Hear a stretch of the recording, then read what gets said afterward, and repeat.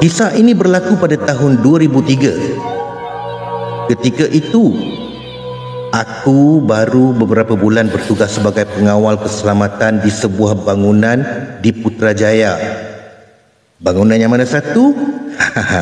Itu rahsia, tak perlulah aku beritahu ya. Aku bertugas ikut shift. Pada siang, ada siang, ada malam.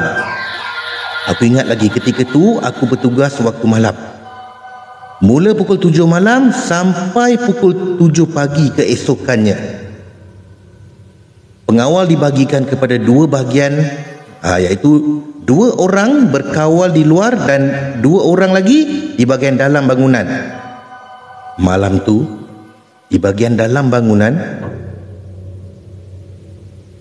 aku bertugas berjaga di bahagian dalam. Selalunya aku bertugas berdua bersama Ismail ataupun nama timbangannya Mael. Kami akan bersama-sama melakukan rondaan setiap 2 jam sekali. Sepanjang masa aku bekerja di situ, tak ada lagi benda-benda yang pelik terjadi. Aku pun tak rasa takut lah sebab ada kawan masa aku buat rondaan malam. Tapi malam tu Ismail tiba-tiba cuti kecemasan. Allahu Akbar. Cuti kecemasan pula. Jadi aku terpaksalah berkawal di bahagian dalam bangunan tu seorang diri. Aku ingat lagi, ketika itu jam menunjukkan pukul 1 pagi. Bermakna sudah sampai untuk aku membuat rondaan. Jadi aku pun berjalan. Baru saja aku bangun dari kerusi di ruang lobi itu dan berjalan beberapa langkah, aku terkejut bila pintu cermin automatik di ruang lobi itu terbuka dan tertutup sendiri sebanyak 3 kali. Ruang dia macam tapi tak ada orang yang lalu dekat situ. Kalau ada orang lalu kat situ kan ada dia punya sensor, so pintu sliding tu akan terbuka sendirilah. Okey?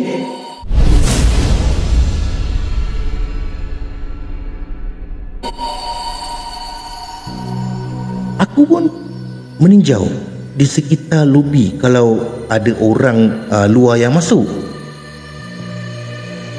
Ada orang ke? Macam tak ada je. Jadi aku rasa pelik. Macam mana pintu cermin tu boleh terbuka dan tertutup, sedangkan aku dah kunci pintu tu. Jadi aku mendekati pintu cermin tu. Tak terbuka pun. Dan aku memang pasti pintu tu sudah pun aku kunci. Malas aku nak fikir panjang. Aku teruskan berjalan. Tinggalkan pintu tu untuk buat rondaan. Tak jauh aku berjalan, aku dengar semula bunyi pintu tu terbuka. Jadi aku pun menoleh. Elok je pintu cermin tu terbuka dan perlahan-lahan tertutup. Masa tu aku dah rasa lain macam. Rasa seram.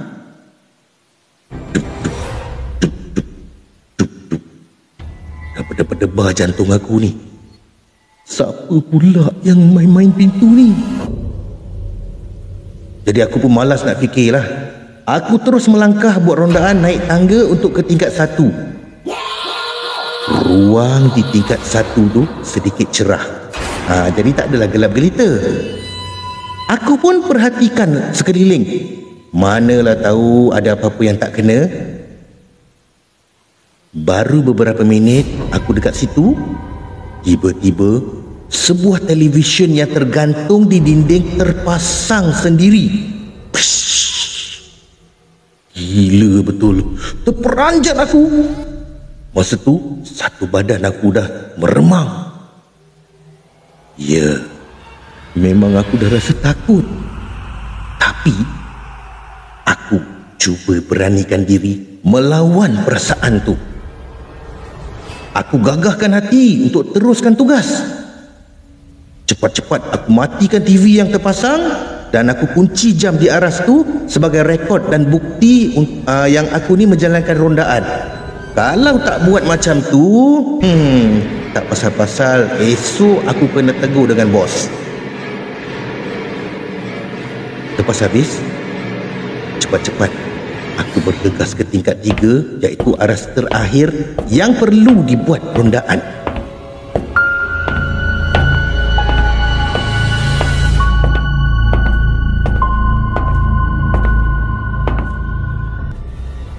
Keadaan di aras 3 tu agak gelap. Hanya bertemankan cahaya lampu dari aras 2 sedikit sebanyak menerangi bahagian tu. Jadi bermakna cahaya dia tu samar-samar lah. Dalam keadaan takut, aku lakukan juga rondaan. Macam biasa, aku kena rekodkan rondaan aku di aras terakhir tu. Lepas dia habis, cepat-cepat aku turun ke bawah. Tapi semasa aku nak turun tu, tiba-tiba terdengar bunyi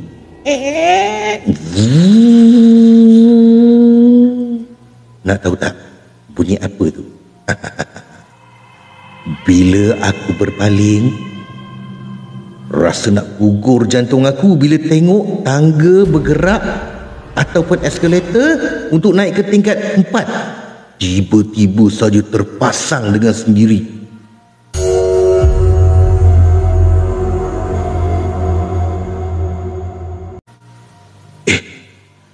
Macam mana tangga tu boleh terpasang? Siapa pula yang pasang pagi-pagi buta macam ni? Dalam keadaan aku kalut bercampur takut tu, aku terpandang ada sesuatu di sebelah kanan di tepi tangga. Korang nak tahu tak apa yang aku nampak?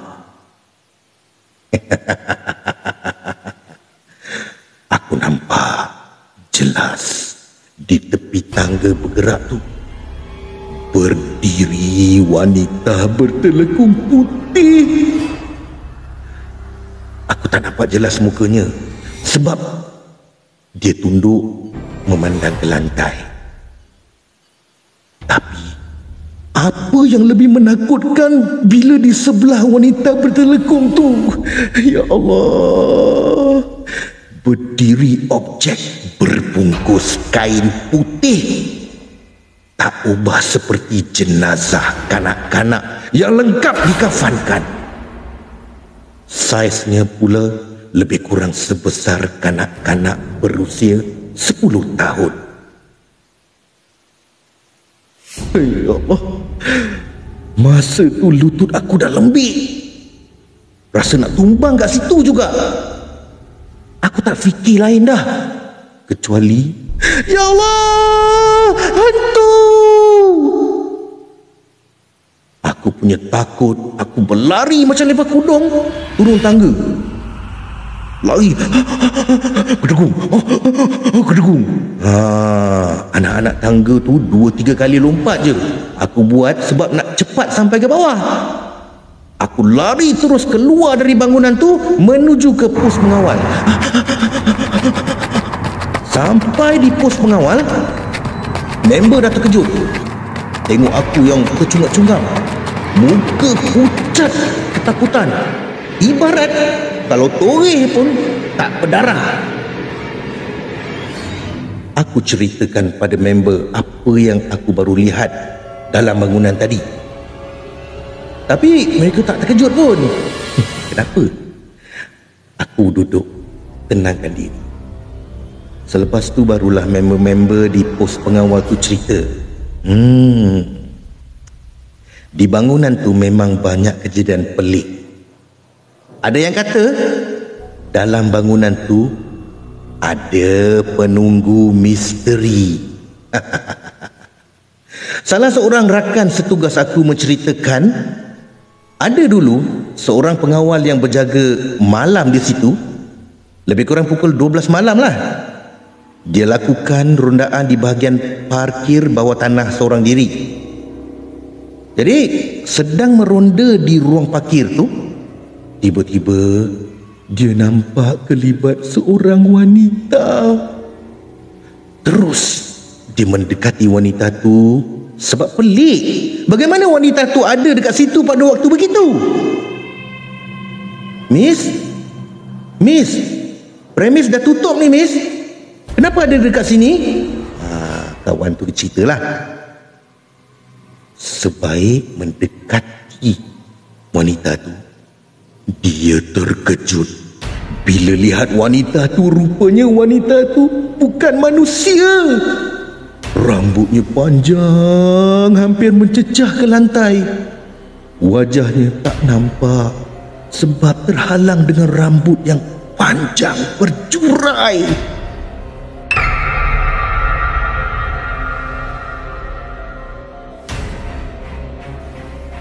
Bila kawan aku tu terkejut dan spontan menjerit, sekelip mata kelibat wanita itu gaib.